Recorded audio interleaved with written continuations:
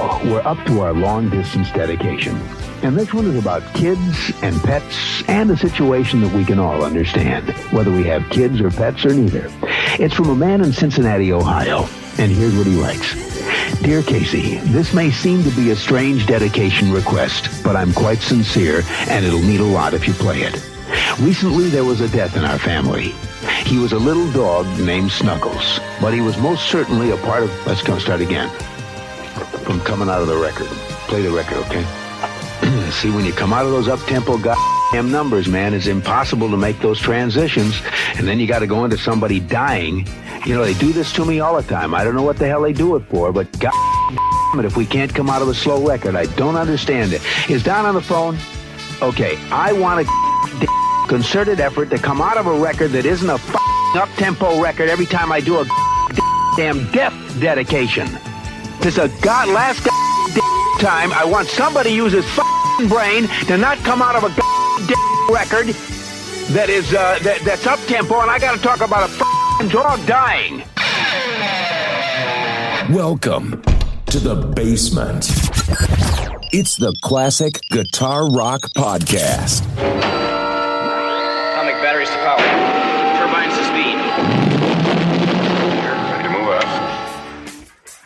Before we start, I'd like to say something.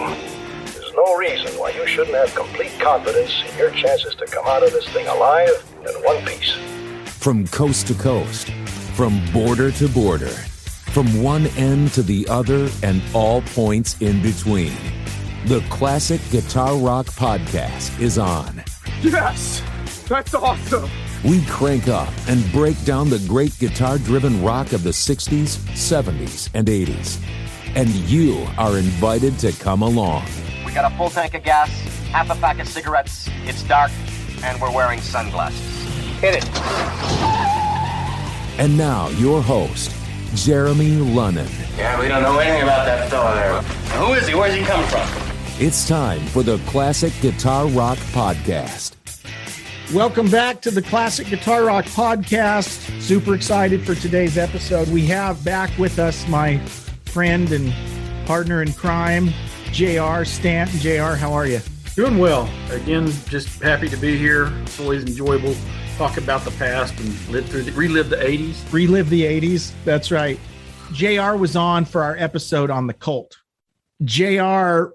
knew more about the Cult than I did. That's why I had to have him here, and I had so much fun. I wanted to have him back on here, and he probably knows more about Ratt than I do too. But we're going to talk about Ratt, and we're going to jump right into it. There's a lot to unpack on this episode, JR. There's a lot as we dig in and look at it. And there, to be honest, a lot of stuff I'd completely forgotten about, and we'll jump in and talk about that. But first, before we get started, just a few housekeeping things. I've mentioned the Classic Guitar Rock Countdown show. That's available only on Spotify Premium, but that's where we actually count down songs, and we can actually play the songs. It's a lot of fun. We've got 3 episodes up, and there'll be another one up here shortly, but that's over on the Spotify Premium. If you have that, you can check that out. And then also, I mentioned last week, our webpage is now live. It's at classicguitarrock.com, and it's cool. It looks really cool. There's some fun stuff there. Obviously, you can get all the episodes there. There's also additional things. You can sign up for the newsletter. So there's cool stuff going on. So, JR, I would invite you to check out the website also. Well, I'll have to be honest with you, Jeremy. I've already been there. I will say this. I like what you've done here. And I think that a lot of people our generation can identify with that. So I wasn't hesitant at all to kind of spread the word, so to speak, because I think there's a lot of value in reflecting back to, again, where's music going to?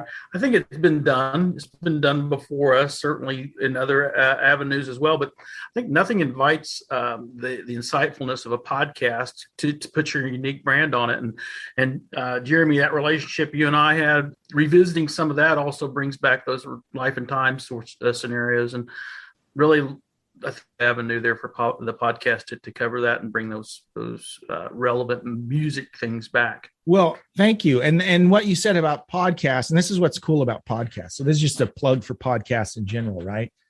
Podcasts allow for you to have a conversation at a level much different than any other medium I can think of. And that's cool. And so, like you mentioned, for someone that's into this type of music or whatever topic it is a lot of fun. And I have to thank JR because he's a very big promoter of the podcast on social media. It's great. So it's really cool. So I want to jump right in and tell an embarrassing story if I can.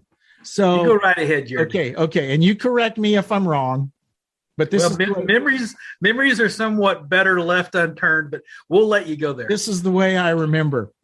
A few observations at JR's expense.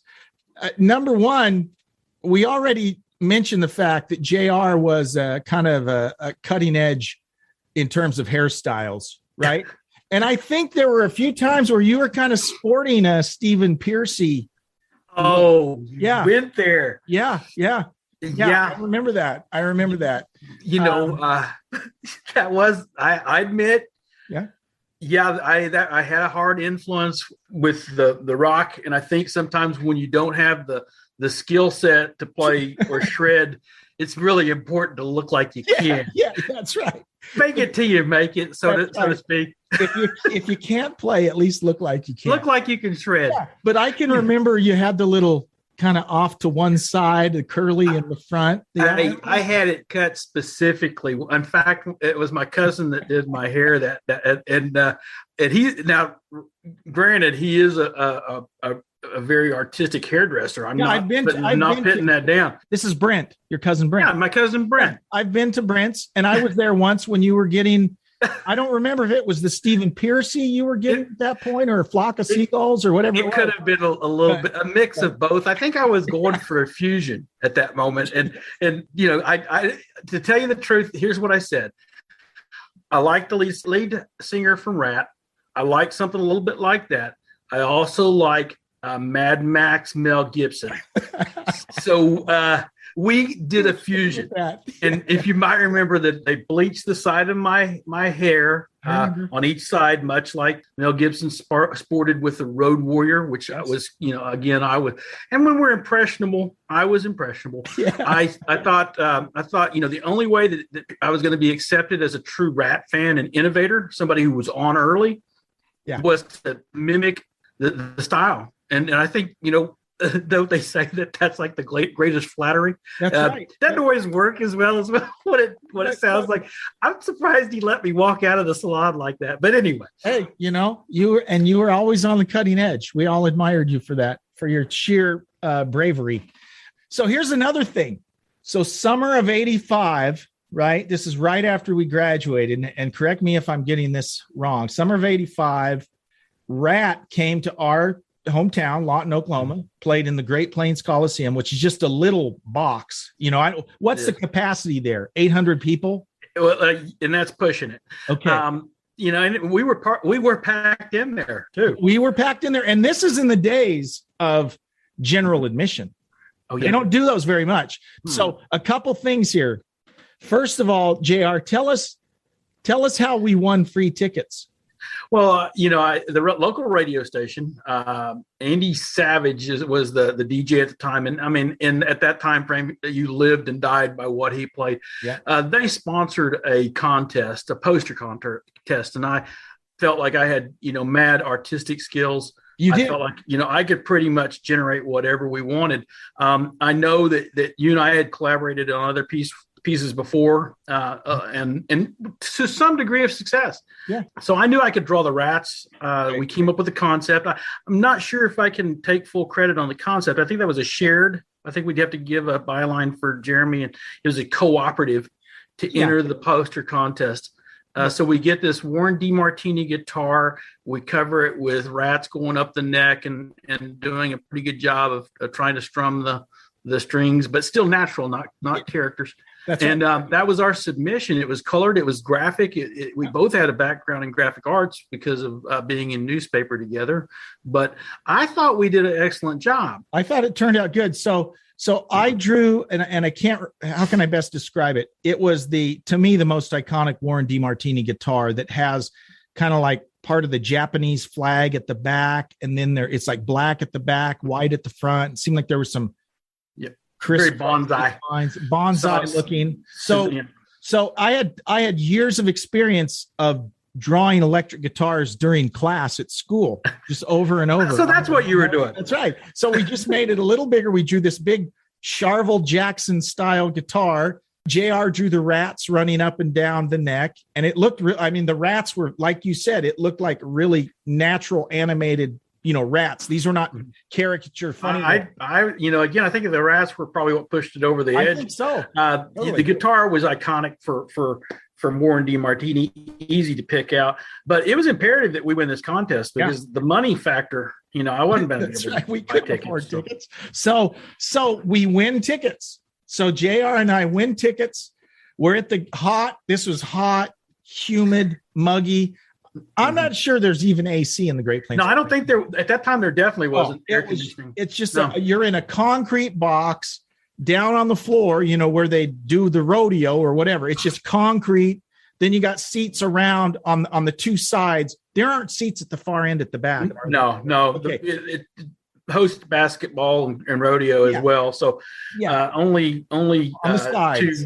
On the sides. So general admission. So of course, JR and I are both, scrappy enough that we wriggled our way right to the front. So we got there early too, man. We got there early. We're on the front. And here's my funniest memory of that show. We're lined up right in front of Robin Crosby. We're on the Robin Crosby side, which I kind of wanted to be on the Warren side. But anyways, we're right in front of Robin. And when we say right in front, meaning like we could almost reach up and touch the guy. I mean, he's got a floor monitor. There wasn't a whole lot of room. I mean, he's probably there wasn't much distance. There was us, and there was enough room for a security guard to walk by the gate in front of you, stand in front of you, and that was it. So he's right there. And by the way, if you've never done a general admission concert, never been on the front row, it's a completely different experience when you're on the front row, right? Mm-hmm. Because you feel like, they make eye contact with you, they look at you, they talk between songs, you hear what they're saying. It's cool, right? It was really cool. So and you have to correct me if I'm remembering this wrong. No, I think you're going the direction I remember. There's a rush of bodies pushing back and forth. And so I'm a little taller than JR. Okay. I'm about, you're significantly taller. I'm about 6 feet. Are you 5'7", 5'8"? I'm 5'6". 5'6". Okay. 5'6". So but JR is wide, muscular, husky, thin waist, broad shoulders. Think bulldog. Bulldog, yeah, but he's a tough guy, right? But he's a little shorter than me. So we're all kind of nestled in there, and over the course of the concert, how it is at a concert, someone shoves their way in, and then so it's not like JR and I are standing right next to each other the whole time. I mean, there's times there's times started down 6 feet apart from each other, depending on. Well, I look over one time, and JR's got this girl. I have no idea who she is. Neither of us knew her. Nope, didn't know her. He's got this girl on his shoulders, and I'm like, dude, what's going on? Okay, and I just think that's funny. And there's this girl on his shoulders. Yeah. Then I look back later, and there's a different girl on JR's shoulders. We don't know either of them. And no. But there were some ulterior motives there, Jeremy. Did you notice that we got Stephen Piercy over to our side of the stage with one of those particular girls? Oh, she wanted to reach and grab his hand. She about broke my neck in the process. I think you might remember that. And by this time, I'm enjoying, one of the benefits or side effects, I guess, contact wise of the whole front row experience, which is, this haze of smoke. Yeah. And I'm thinking, are we going to get to touch the guys on the stage? No, I wasn't tall enough. But, I will tell you that the young lady on my neck was able to sufficiently hold Stephen Piercy's hand as well as receive a pick and some other items. Oh, yeah. But I felt good about that at the time. My neck probably is probably responsible. I couldn't have done it, because just holding someone on your shoulders is not easy, not for that long. So no, for the entire set. Yeah. Oh yeah. And it's like, it was just, and the other girl was her friend. Yeah. Did you ever get their names? No, but I got their numbers. I think I left that with a pick. I think I got one of Robin's picks. Yes, you and I both. Yeah. I still have mine. That. So anyways, a fond memory of that concert. Just a good memory, and it was a lot of fun. It was, and oddly enough, I got to see Ratt again in Tulsa at the fairgrounds. Right, and I have to say, the girl on the neck thing worked out again because I walked away with Warren DeMartini's autograph. There you go. I didn't get to meet Warren, but I got his autograph, and I also have that along with the pick. I'm not sure. Again, us guys have the same opportunities as the females in these, in particular at that time. So, hey, tell us who opened for Ratt when you saw them in Tulsa. It's a little known act called Bon Jovi. Yes, John Bon Jovi. So this is interesting, and when we'll come back and talk more about this, but this is interesting, and this just shows you how big Ratt was in 1985, right? Bon Jovi was opening for them. So this is pre-Slippery When Wet, before Bon Jovi broke. But that's how big Ratt was at this time. In 85, 86, Ratt was huge.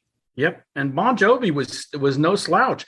And but you're right. It just had to do with the order, the chronological order in which they hit. And there might be some listeners who readily can grab a John Bon Jovi and say, I can't, this is icon. He's bigger than Ratt. Some would argue that's the case. But in that time, that point in history wasn't. And I think, again, that he went on to make bigger venues too, because I will tell you that Tulsa's venue wasn't that much bigger. It was slightly bigger than the Lawton, but again, a smaller venue. And it was good to see bands out in Tulsa, Oklahoma, Lawton, Oklahoma. Who thinks to book a tour that direction? Exactly. So when we come back, we're going to dig into Ratt, their history, the highs, the lows, and there's a lot to talk about here. So stay tuned, sit back, relax, and when we come back, let's talk about Ratt. It's all coming up on the Classic Guitar Rock podcast.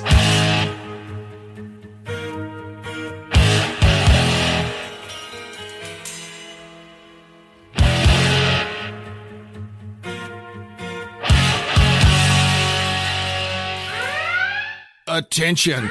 If you live in Spokane, Washington, and have teeth, this message is for you. Braun and Jarvis Family Dentistry knows teeth. Incisors, bicuspids, canines, molars. No tooth is too big or too small. I was delighted and impressed. So impressed, I bought the company. With Braun and Jarvis, you'll have the sweetest grill in the inland Northwest. And let's be honest, nobody wants a funky grill. Braun and Jarvis Family Dentistry. 509-464-2391. That's 509-464-2391. Braun and Jarvis Family Dentistry. Quality dentistry that doesn't suck. Exclusively on ESPN Plus, UFC 313, Saturday. Reigning light heavyweight champion Alex Pereira defends his title against #1 contender Magomed Ankalaev, and an explosive lightweight bout between Justin Gaethje and Rafael Pazzi. UFC 313, Saturday at 10 p.m. Eastern. Buy it on ESPNplus.com/PPV.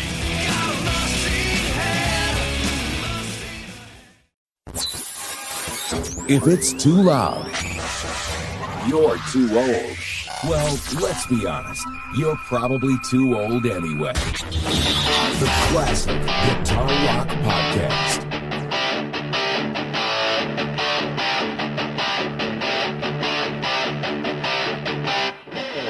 Welcome back to the Classic Guitar Rock Podcast. We're here again this week with my friend J.R. Stanton as we talk about the history of Ratt. And, it's been fun the last couple weeks. I knew this was coming up. And so, I've listened to Out of the Cellar and Invasion of Your Privacy, all of that stuff, lots. But to be honest, I haven't really listened to much after that. I mean, I knew the hits, Way Cool Jr., other stuff. I never really dug deep, but just an observation right off the bat. Ratt, a couple things, right? Number one, more than any of those LA, and I'll call them hair bands, right? I don't mean that as a derogative term. That's what it is, right? It's hair metal, right? And when I think of the big four, you've got Motley Crue, you've got Poison, you've got Dokken, you've got Ratt. You got Cinderella from LA. I think they are Cinderella. You've got a number of them. Surprisingly, and I did a little survey, non-scientific, but on my Twitter, I did a little survey this past week. And I said, okay, we got this Ratt episode coming up of of the 4 big hair metal bands of the early to mid 80s. Who's your favorite? And I was not surprised. Motley Crue won, but they won by a landslide. And second place was Poison. And then tied for third and fourth, way down at the bottom, was Dokken and Ratt. Mm-hmm. That sounds about right. It does from a commercial standpoint. From a music standpoint, I would flip that completely around. And one of the things that set Ratt apart to me, and you could say the same about Dokken, is, and I don't mean to be rude, but I mean, Warren DeMartini kicks the crap out of Mick Mars or CC DeVille. George Lynch kicks the crap have to agree. Those. So for a guitar nerd like myself, I'm absolutely going to gravitate towards Ratt and Dokken. But it was interesting, and it wasn't even close, JR. I mean, it was like Motley Crue got like 85% of the vote, Poison got like 15, and then Ratt and Dokken got like 8% or whatever. That doesn't add up.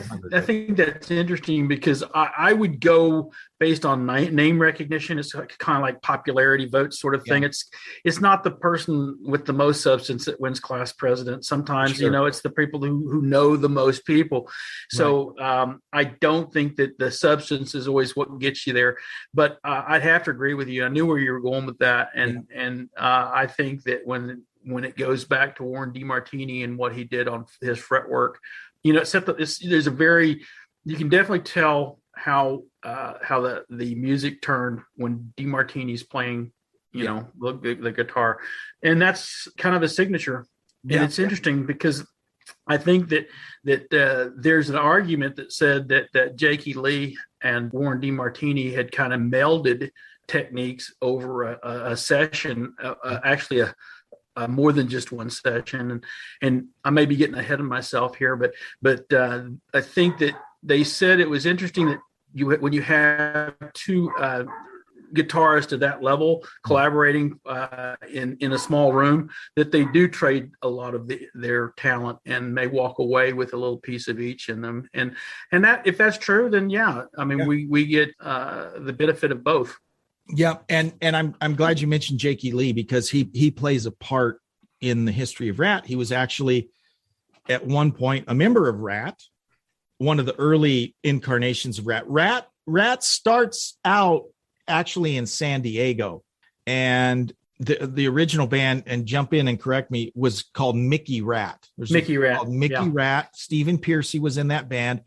At some point, Jakey Lee, I don't know if Jakey Lee was in Mickey Ratt or when they were later called Ratt, but he was part of that band at some point. Mm-hmm. So they moved to LA. So Stephen Pearcy and Robin Crosby, I don't think they hooked up until they were both in LA. Mm-hmm. So they go to LA, and I can't remember if it was Stephen or Robin that knew Warren, and Warren was in San Diego, and they call him up and they say, and he's still in high school. So he's still in high school. Well, yeah. And they say, hey, dude, you got to come up here and join. It's way more hopping scene here in LA than in San Diego. And Warren's like, well, yeah, maybe after this semester is over and I'm done with school. And they're like, no, man, you got to come tonight. And so he wound up going up there. I don't know if it was that night, but soon he went right up and he never came back. Right. No, he was hesitant. He was hesitant. I'm not, which kind of goes with the idea that, hey, am I really going to put my college career on hold for this and such? And the way I heard it, Jakey Lee was actually the one that recommended Warren DeMartini. I remember that. Okay. And in fact, because they already had some things lined up on some of the songs that had been played with Mickey Ratt, there were some songs that were in development that they brought over into Ratt. The collaboration occurred because Jakey's on the way out and he's going to Ozzy, if I'm not mistaken. And so he doesn't want to do harm to the band. I don't know that the intricacies of that, but the word has it he was in a room with Warren, and they were hammering out some of the songs so that Warren would, feel comfortable jumping up on stage or doing whatever he needed to do to slip into that spot. Interesting. And all this is coming back together because I can remember, back in the 80s, right, reading the guitar magazines with Warren, and I'm remembering all this now that you mention it, the relationship between him and Jake. And that's really, here's my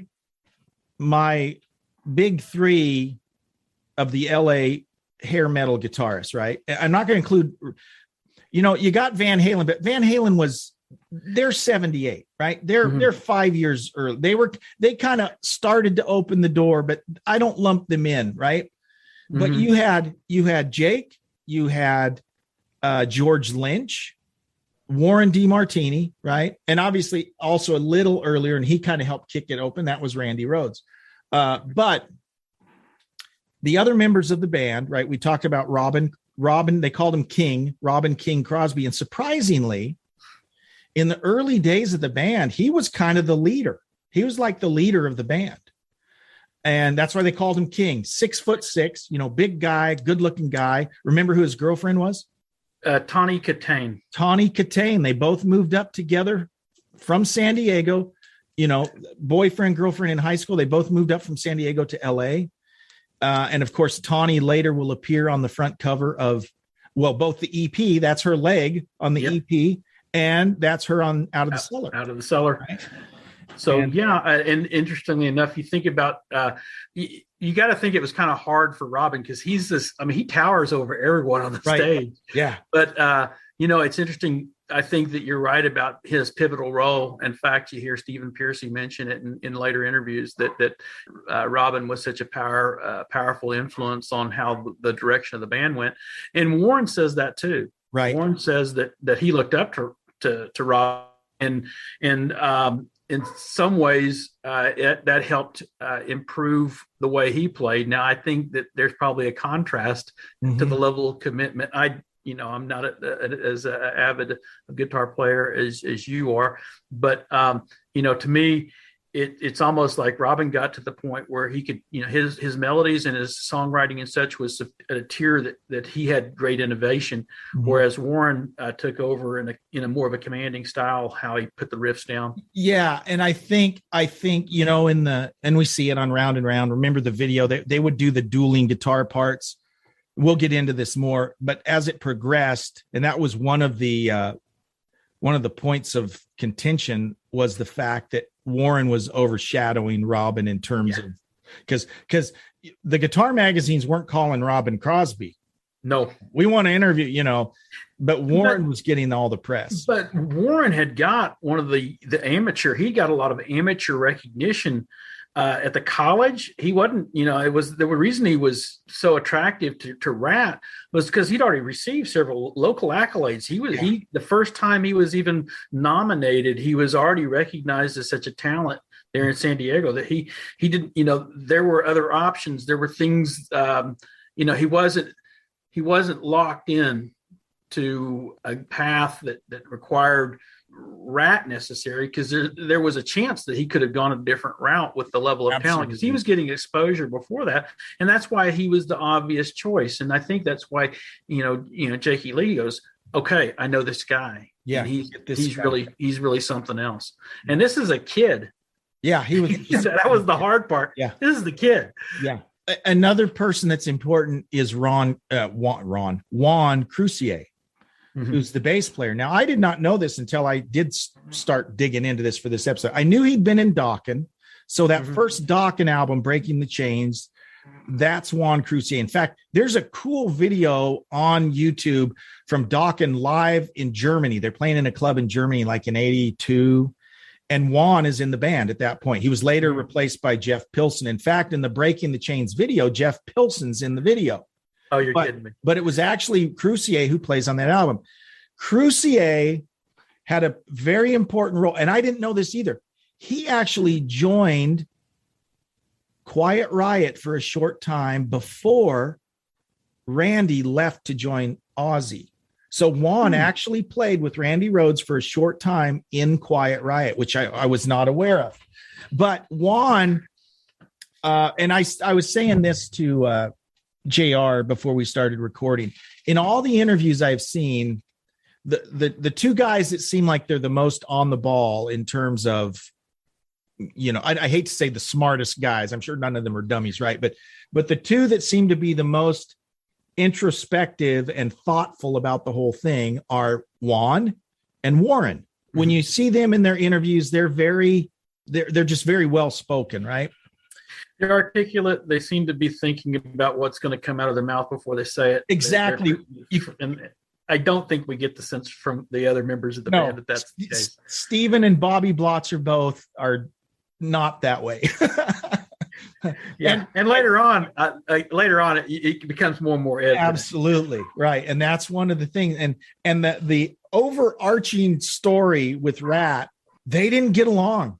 There was a lot of fighting and turmoil and bickering and arguing, and as Stephen Piercy said, they were all just fried. They were all fried, figuratively, literally, physically, emotionally. They were fried.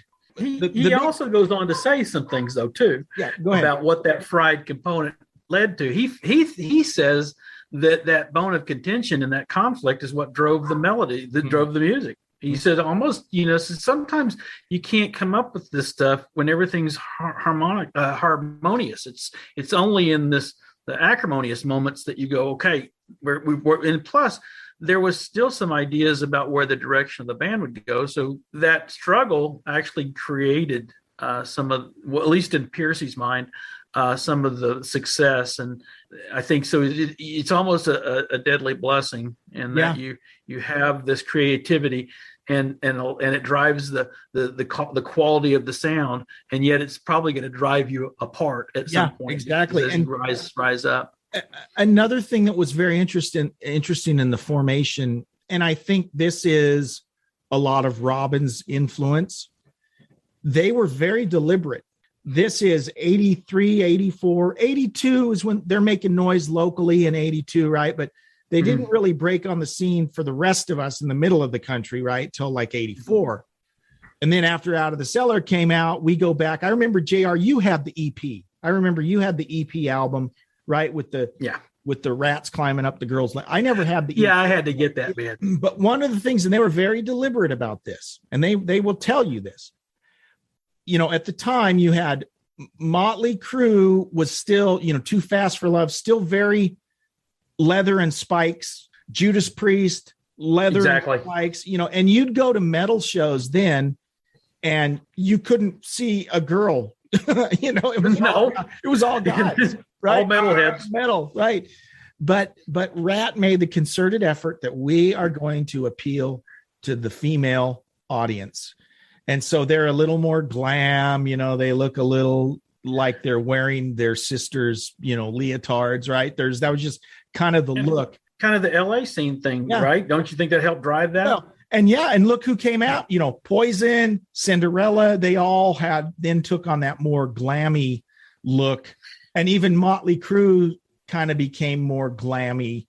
But that was a deliberate plan that Ratt had, as they wanted to appeal to women. And one of the, you talk about wild rock and roll debauchery, and Ratt was as bad or worse than just about anyone. Or as good, depending on how you look at that.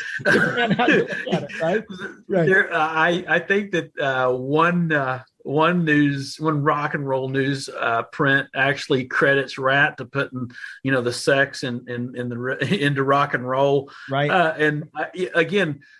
Because I think maybe because of the way Tawny Katane went ahead and drove some of the other album covers. If you notice, the next following album cover and several of the others always involve something sexual and also provocative, and it set the tone for a lot of the bands that were coming out. Now, the thought would be that if you look this way, you get the lead singer or the lead guitar. So you have an attractiveness for again, very thought provoked. We're gonna pursue this, and we're gonna widen margins. But again, did I mention I had a girl on my neck?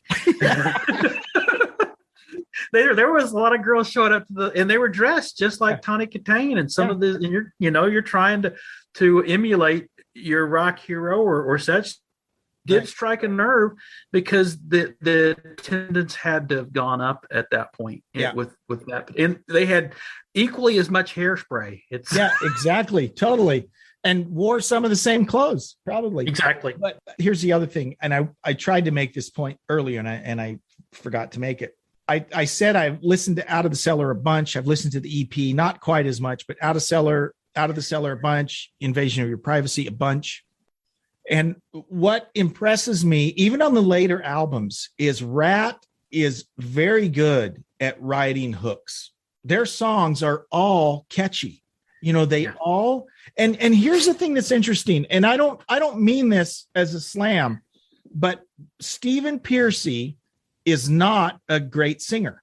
And you really hear it where he's really vulnerable is on slow songs.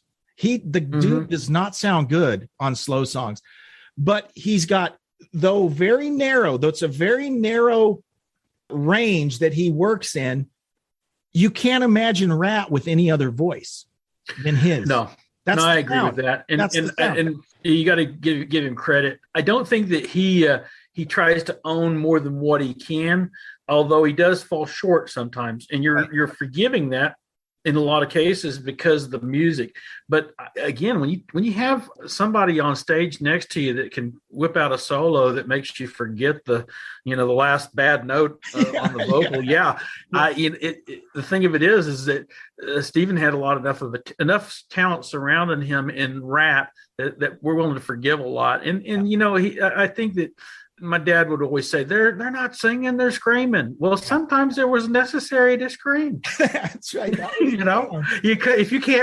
If that's where you were in that, I don't know what that looks like on sheet music, but it was necessary. And at the time, he sounded unlike anyone else. I mean, he had a very unique vocal delivery. And even the later albums, the Detonator album and all these albums that came later, they're still really good. And I think a lot of times you can make the case that the bands got crappier.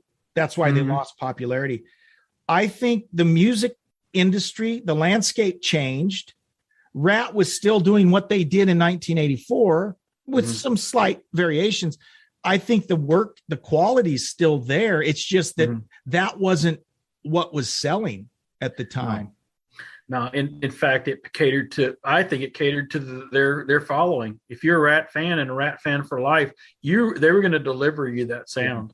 Yeah. And pretty much similar lyrics too, very hooked, driven. If it's and that's what you're wanting. I mean, sometimes the being familiar with what your hero is going to belt out is somewhat soothing and comforting, especially if that's when I turn on Ratt. That's what I want to hear. I didn't want a slow ballad, and to their credit, they didn't provide it. Do a whole lot of times.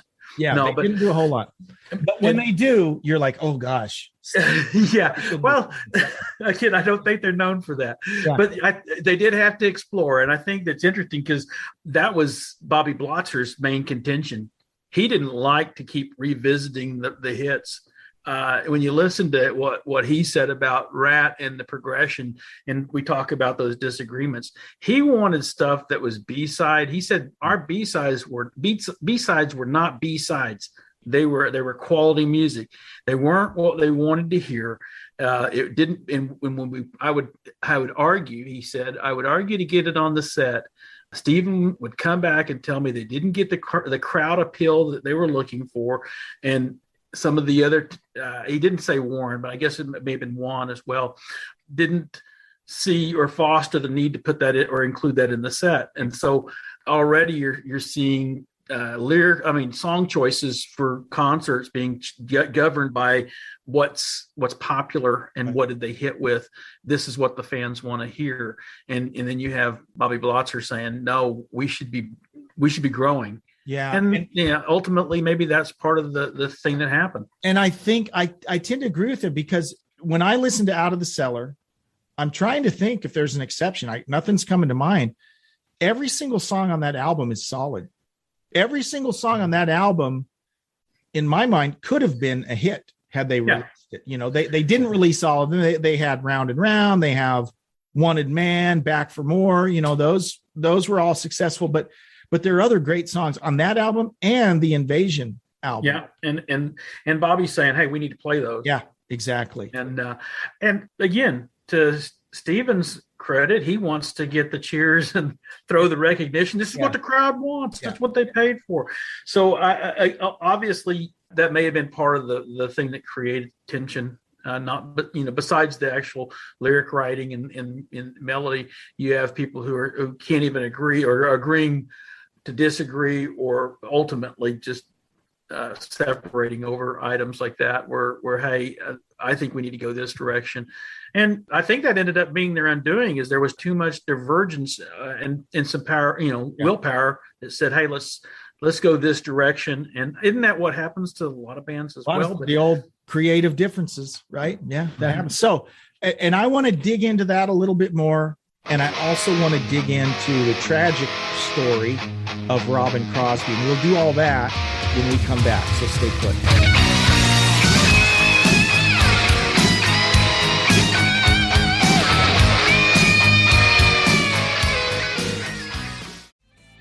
This episode is brought to you by Hyundai.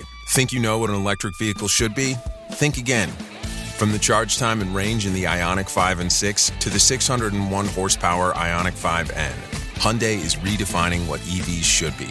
Learn more about Hyundai EVs at HyundaiUSA.com. EPA estimated 303-mile driving range for 2024 Ioniq 5 SE SEL limited rear-wheel drive and 361-mile driving range for 2024 Ioniq 6 SE long-range rear-wheel drive with fully charged battery. Actual range may vary.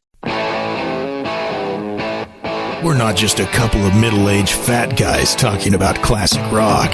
We're going bald, too. It's the Classic Guitar Rock Podcast.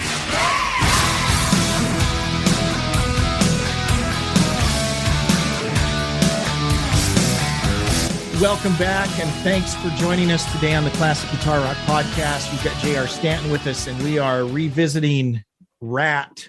And J.R. and I were both big fans of Ratt. We were both big. I can remember spending lots of time, and J.R. shared a big room.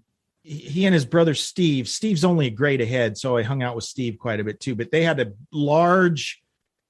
huge room that was kind of like a combined bedroom and like your home theater. You guys had a home theater before. Yeah, rec room, entertainment, it serviced all purposes. So we could hang out there and listen to the albums. I can remember listening to Ratt quite a bit in there, but we were both fans of Ratt. Before the break, JR mentioned the turmoil. There's a lot of infighting, a lot of arguing. And let me make a recommendation. There's a YouTube channel called Full in Bloom. And this guy, he interviews mostly producers. He'll interview a lot of record producers, music from this era, artists, members of the bands, but they're really interesting. And he's got a few interviews with Beau Hill, and Beau Hill is the producer on the first two albums, actually, maybe the first 3.5 albums. We'll get into that. But he has some very interesting things to say about the band. A couple things. Number one, he really liked him. He liked all the guys, and when you compare, he's also produced other bands, and you'll hear him talk about other bands that were like a pain to work with.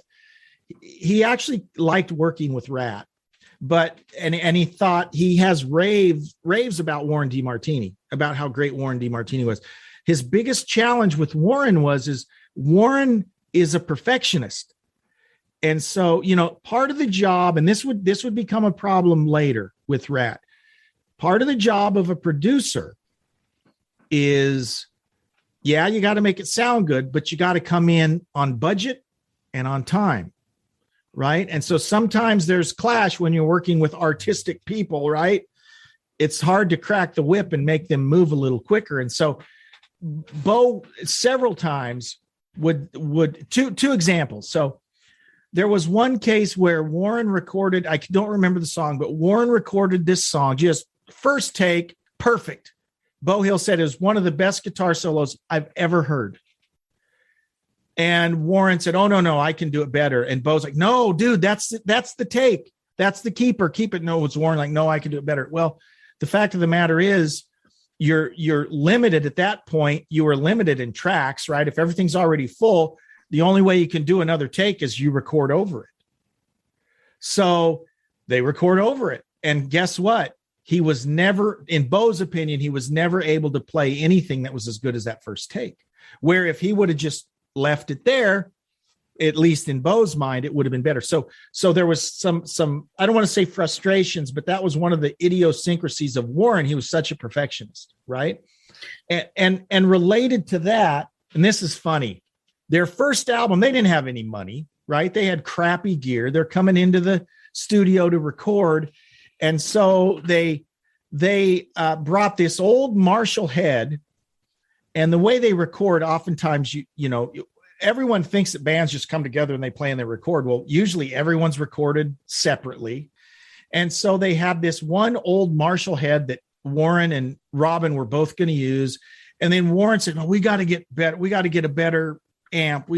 So they go out and find like 10 other Marshall heads and different Marshall cabs. And they're trying all these different permutations of cab and amp to find the perfect sound. And after days and days of messing with this, guess which amp they decided sounded the best? The very I'm guessing one they started. The very first one. Yes. And so that's just kind of indicative of what would go on specifically with Warren. You were going to say something, I think. No, I just thought had a thought that you know, you got to figure that Robin and Warren were probably geared along the same lines to achieve, because Robin was what we call a patriarch in some ways. Mm-hmm.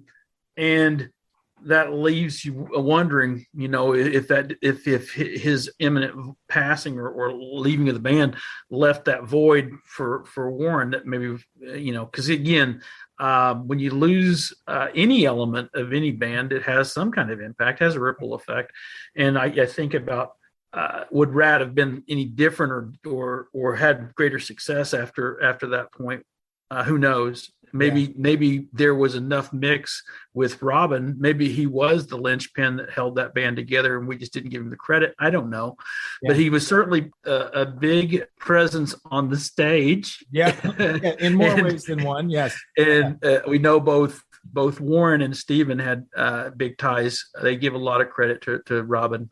And so there's some talent there. And I think Bobby even alludes to that in some of his interviews, that you have this mix, but you have, more importantly, a creative side that's going to be gone if Robin's removed.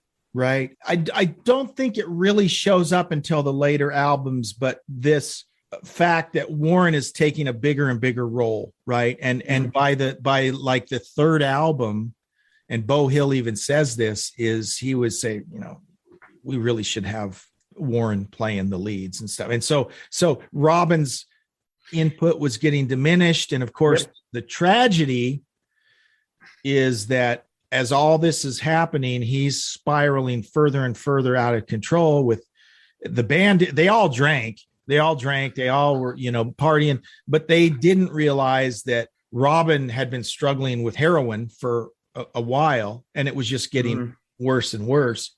One other thing before we move on and talk about that, I do want to talk about Juan really quick, because Beau Hill talks about the process, and we don't often, in my mind, you think of a producer as he's sitting in the room and he's with the engineer and he's telling you, try this. But Beau Hill was very hands-on. So like the backing vocals, not just with Ratt, but with other bands he worked with, a lot of the backing vocals you hear are Beau Hill, right? So Beau, and here's what he said. He said, all the backing vocals, you know, you see Ratt live and they're all, you know, Warren sings and Robin sings. In the studio, the backup vocals were Juan and Beau Hill. Interesting. Now that's something I didn't know. Yep. So Juan and Beau Hill basically did all the background vocals. live, Juan really holds it together because he does all the high harmony. He's a great singer. I mean, he is. The guy's got a great voice. But I thought it was interesting to hear that that's Beau Hill, and he said you got Beau, you got Juan, and then you mix us together, and we've got this third person here. You know, we combine the two.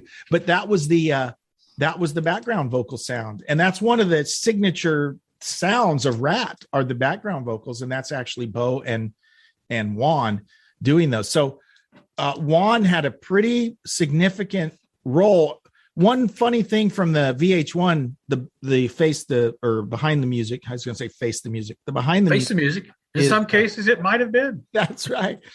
The guys all and I remember JR. We noticed this too. Is the guys were always making fun of Juan's stage moves. And they had names for all of them. They all go, yeah, there's the helicopter, and they show a clip of him spinning around. There's the, and they show his thing. Yeah. Shark swing, whatever.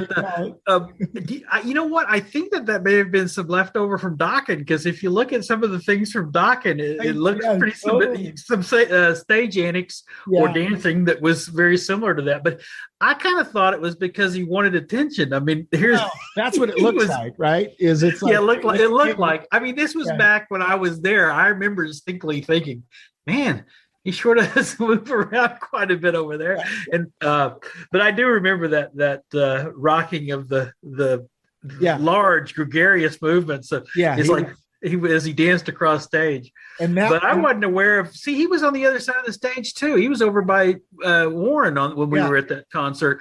So I didn't get a good dose at that time for one. I really thought that he did. He even play behind his head a couple of times. He played behind his head. Well, see, when you got girls sitting on your shoulders, you don't have peripheral vision. That's point taken. He is straight and forward.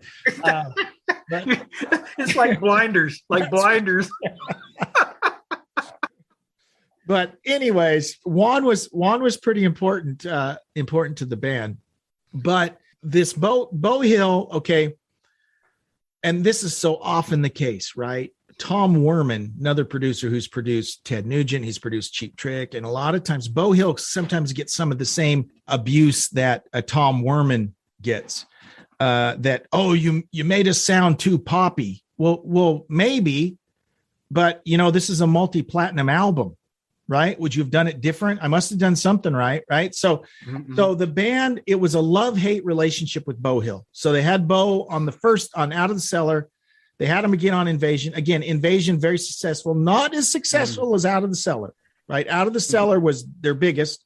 Invasion a little less, and then Reach for the Sky a little less, and then after that it kind of started. Dancing Undercover's the third one, right? Then Reach for the Sky is the fourth, and I think it was Reach for the Sky.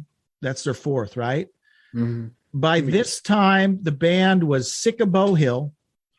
They brought in this other producer, Mike Stone, who I think had worked with Pink Floyd, only to discover that, gosh, this Mike Stone is a raging alcoholic, and it was affecting his ability to produce the album. And when they sent the first recordings, the record companies always want to hear progress. Let's hear what you got so far. When they sent it to it, the record company was mortified. JR, look up and make sure it's Reach for the Sky that I'm talking about. It is Reach for the Sky, and it was, that's the same time. Way Cool Jr., I Want a Woman. And if you remember, when I heard Way Cool Jr., that's a different departure. It worked well for him, but that's a different departure. So you almost think, is there someone else behind the boards here? So, but here's where it's interesting. They have this Mike Stone guy. Is it Mike Stone? Did I have that name right? I think it's Mike Stone. So they have got this other guy. And when the record company hears what they got so far, they are not happy. And in fact, they bring Beau Hill in at the last minute and have him kind of fix things up, right? And the band was not happy about that. You mentioned Way Cool Jr. I might be unpopular when I say this. That's my least favorite song on that album. But hey, you taught me how to play that. I know. Well, you taught me the little riff. Yeah, but I remember that. It's not a bad song. It just, to me, it's not that it's a bad song. I just think there's better songs. I Want a Woman was a great song. I thought that was an awesome song. Yeah, but I hate to go back to it. Which one do you think is more commercially successful? Oh, Way Cool Jr. Yeah, and it's what happens is you either grow with your band or you feel like they betray you. Yeah. That's the way it goes. I'd already committed to the haircut. Yeah. So I was all in. Committed. So when you showed me that riff for Way Cool Jr., I went home and practiced, buddy, and I could play it pretty good. And I didn't learn the whole song. That was the problem. Well, me neither. But I could but everyone would know when you started off with that. That's Way Cool Jr. Yeah. And you can play. Yeah, I can play that part. Yeah. So this is Dancing Undercover, Reach for the Sky. Now at this point, Robin is really spiraling out of control. And there's a tangent, I think, with I liken it this way, and correct me, Jeremy, that as Warren's star rises, Robin's falls. It'd make a great movie, but it's tragedy in life. I agree. But I think you have to say that the real problem is the drugs. Now, all these other things contributed, put him in a state of mind where he felt like he needed the drugs. But that's what's really sad about this. He gets to a point, and I think it's on the Reach for the Sky tour, where they even show clips of it on YouTube. Mm-hmm. They use various tunings. They might have a song where they're tuned to E flat or whatever. And so it's a guitar player and the guitar tech's job, to make sure that you always got the right guitar for the song, right? Mm-hmm. So on this tour, this is the concert where they couldn't find Robin at the beginning of the show, and Juan is looking around and happens to open the door, like in a little storage room or something, and there's Robin just chugging a bottle of vodka, just chugging it down. And he's just wiped out, and he comes out and plays. And that's the show where he doesn't get the right guitar. And he didn't even notice until they get to the dueling, guitar part in Round and Round or whatever song they were playing, where he just sounds dreadful. And everyone's looking at each other like, what in the world is going on? And they basically sent him home after that. You can drink or you can be part of the band, or you can do drugs and be part of the band, but you're not going to be able to do both effectively. Now, think about this. They bring in a guy to finish the tour, who we all know of, Michael Schenker. So Michael Schenker was briefly in Ratt to finish that tour. How bad a shape are you in when the guy they replace you with is Michael Schenker? Because Michael Schenker was there are crazy stories about Michael Schenker in the late 80s, in the 90s. I mean, that's crazy. I can't even imagine. I mean, that's just crazy. And Michael Schenker is probably my favorite guitar player, but the dude had all kinds of issues in terms of substance abuse. Right. And so if they felt Michael Schenker was a better option, better solution, Crosby, wow. He knew to grab the right guitar. And when it comes down to it, when you're on stage, you've got to have the right instrument in your hand. That's crazy. So we could tolerate a certain amount of ingestion of drugs and such, but when you can't find your way to the stage no longer have a guitar in your hand when you are, and that might be the clue. And it's a shame because it's you got to figure the peril that goes along with that. That's why I was saying I think that when people reach for drugs, it's usually a crutch for something else. Yeah. And there's nothing worse than having your protege eclipse you. Yeah. And I don't know that that's the story, but it from a naive sort of standpoint and being back in that time frame, I remember thinking that he's an older, more journeyman type player, and he's going to have some amount of ego. Right. And if you take the ego, what's left? And then people tend to substitute. Maybe that's what happened. I don't know. The tragedy, well, it's all a tragedy.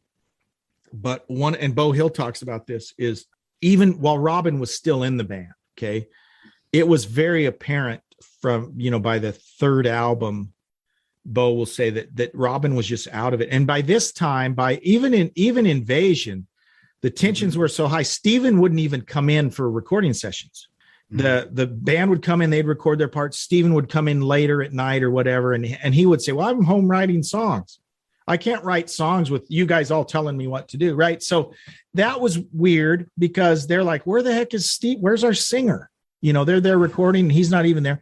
But Bo said that it was very apparent that Robin had major problems. And he said there was even one time where Robin comes into his office, I guess apparently I don't know if this is at the normal, I don't think it's at the normal studio where they're working, but Bo has an office somewhere else. And Robin just kind of shows up and is hitting him up for money. Dude, you have a couple $100, just float me a few $100. And he had to get some drugs. And imagine that you lose your source of income, right? And you have a $500 a day habit. And that's where he was, right? He was rock bottom. And it's really sad you've seen it, the VH1, the behind the music as they're interviewing Robin. And this is even, he went through rehab 2 or 3 times, but in this interview, it's just very sad. The state he's in, he's gained a lot of weight.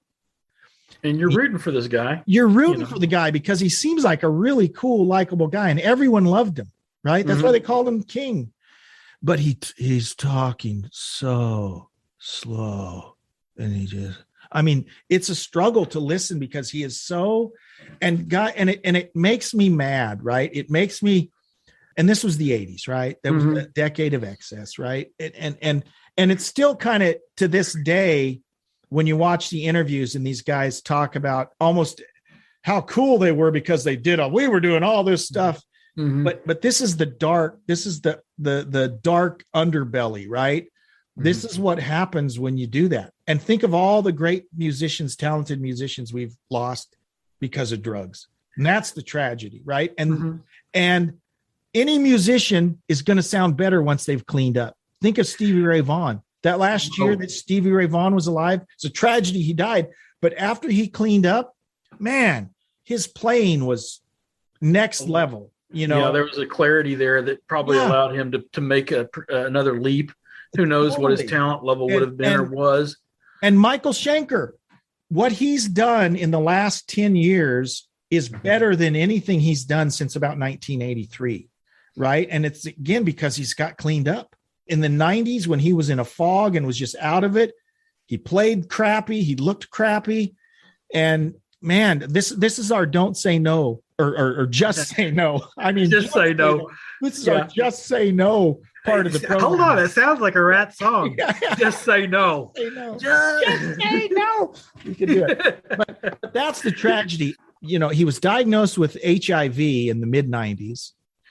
And it's interesting because, I was not aware of the heroin use prior to that. Right. And he based on all indications, right, he was very hetero, right? But he was an intravenous drug user. And they're pretty sure that's how he got it. Got the HIV, but that's not what killed him. He had been in and out of rehab, but when he died, they reported it that he died. He lost his battle with HIV. That's not what killed him. What killed him was a heroin overdose. And Tawny Katane talks about, she would still go visit him. That was another thing that was really sad, is that Robin was hurt that no one ever came and saw him, right? These are the guys that he had played with all this time. They even talked about bringing him back in about 96. And this is that footage you can find of his last guitar solo where he's wearing the beret and he's gained a ton of weight. And they had one rehearsal and they knew this guy can't play anymore. And how heartbreaking that must have been for him. And plus, when you think about the magnitude of what goes on and what's said after that moment, because now I mentioned Linchpin as a piece to describe how that band was held together. And then we talk about the erosion of Robin down this road. And then sometimes you can't see the wreck until it's in the rearview mirror. Yeah. And so looking back, they not in interesting that they wouldn't visit him, that they didn't have, maybe there was reasons that they couldn't get their head around going to visit. Plus they were trying to salvage or maintain a career.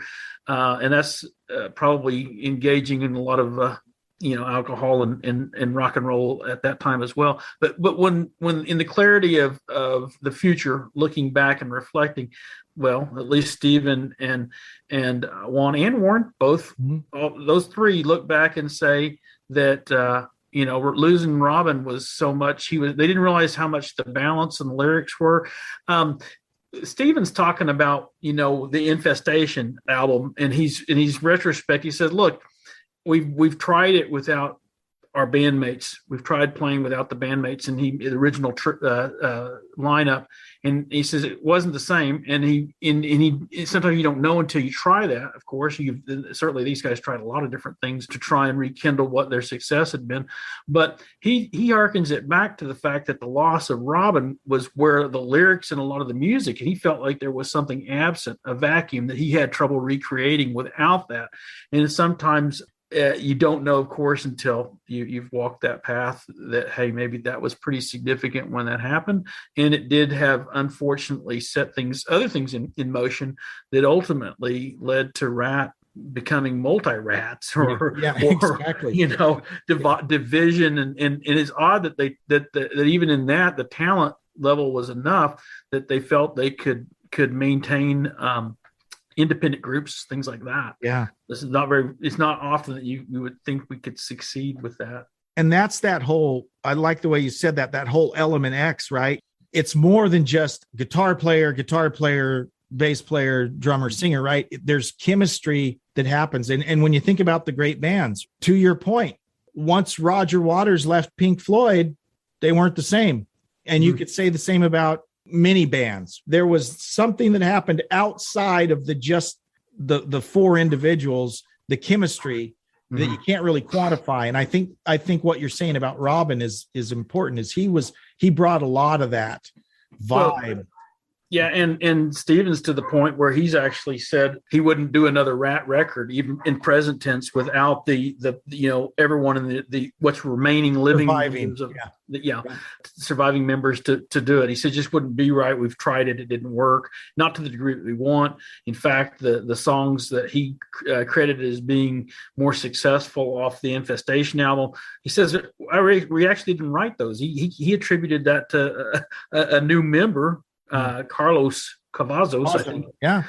And so, right. Yeah. And they're saying that's the sound they liked the most. That was most Ratt-esque, and it wasn't even a member of Ratt Ratt. member. Yeah, that's funny. But I think there's a sense that they all want to try and circle back to this at some point, and someday we might be blessed with that in the future. Who knows?